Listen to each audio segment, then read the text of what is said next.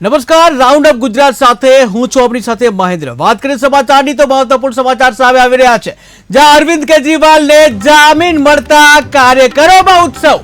અરવિંદ કેજરીવાલને જામીન મળતા કાર્યકરોમાં ઉત્સવ, જ્યાં સુરતમાં આમ આદમીના કાર્યકરોએ ફટાકડા ફોડીને ઉજવણી કરી, ત્યારે એકબીજાને મોઢું મીઠું કરાવી, મીઠાઈઓ ખવડાવી અને ફટાકડા ફોડ્યા।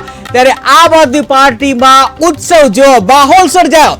ત્યારે સુપ્રીમ કોર્ટે 1 જૂન સુધી વચગાળાના જામીન આપ્યા છે।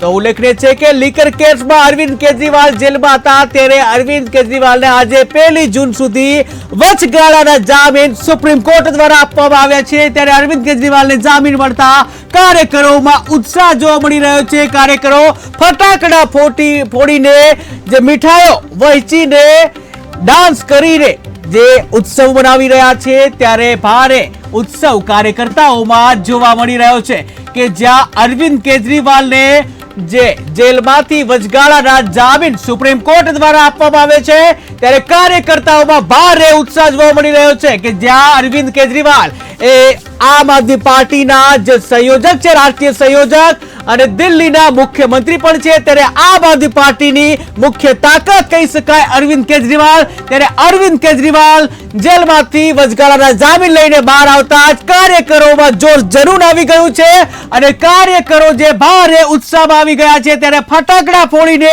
મીઠાઈઓ વહેંચીને, ડાન્સ કરીને પોતાની ખુશીઓ વ્યક્ત કરી રહ્યા છે। ત્યારે ટીવી સ્ક્રીનના દ્રશ્યો તમે જોઈ રહ્યા છો, જ્યાં આમ આદમી પાર્ટીના કાર્યકર્તાઓ ડાન્સ કરતા પણ નજરે જોવા મળી રહ્યા છે।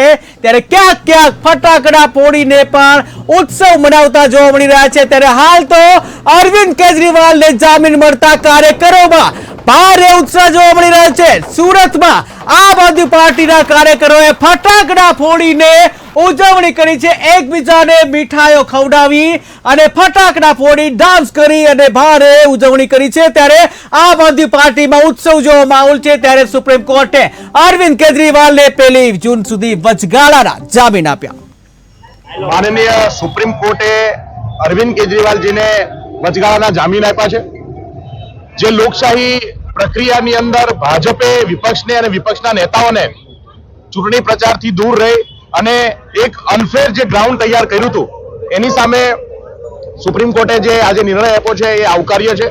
અમે આમ આદમી પાર્ટી વતી સમગ્ર દેશની જનતા વતી માનનીય સુપ્રીમ કોર્ટનો આભાર માનીએ છીએ અને જે રીતે આજે આ લડાઈની અંદર આમ આદમી પાર્ટીને જે જીત મળી છે, મને વિશ્વાસ છે કે આવનાર દિવસોની અંદર આ આખી જે ઘટના છે, જે સ્કેમ, કથિત સ્કેમ જે આરોપ લગાવી રહ્યું છે ભાજપ, એમાં સત્ય સામે આવશે અને આમ આદમી પાર્ટી અને આમ આદમી પાર્ટીના તમામ નેતાઓ જે છે એ આ કેસમાંથી નિર્દોષ જાહેર થશે એવો પૂરો વિશ્વાસ વ્યક્ત કરીએ છીએ।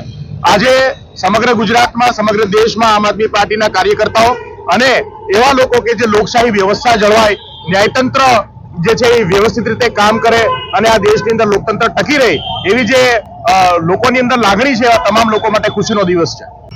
માનનીય સુપ્રીમ કોર્ટે અરવિંદ કેજરીવાલજીને વચગાળાના જામીન આપ્યા છે। જે લોકશાહી પ્રક્રિયાની અંદર ભાજપે વિપક્ષને